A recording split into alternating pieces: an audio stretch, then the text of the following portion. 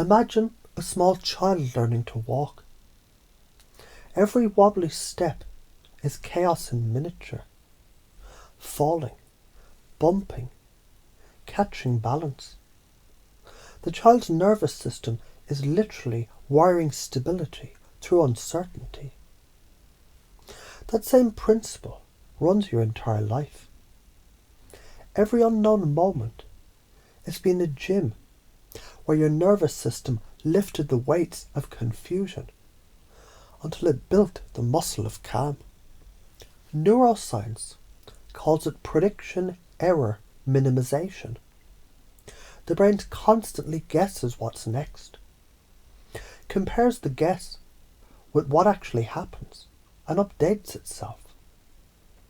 Without unpredictability, there's nothing new to learn.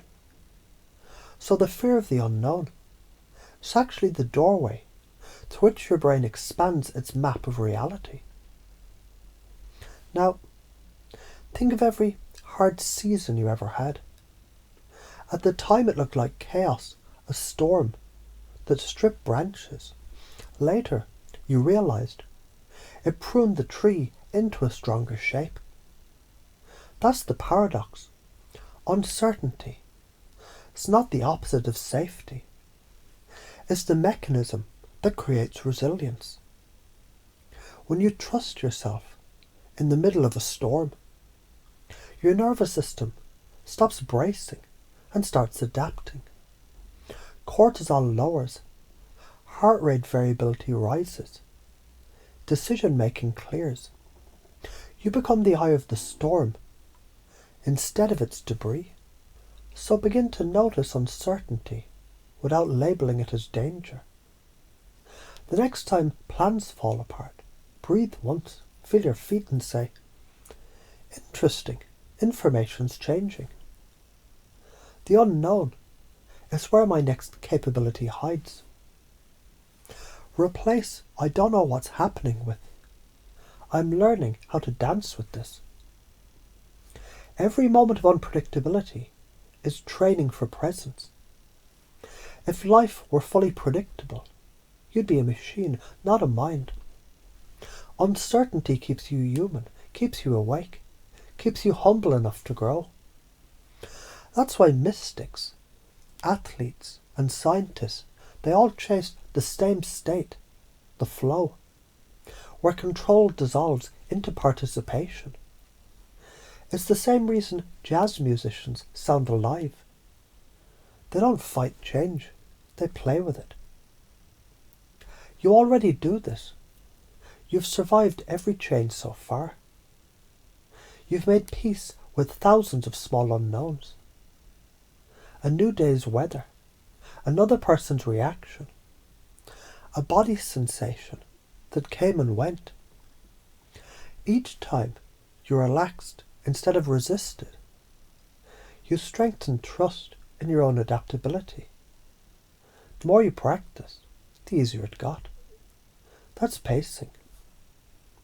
Now, if you deepen that trust deliberately, uncertainty becomes not a threat, but a teacher. Your emotions stop screaming danger and start whispering data.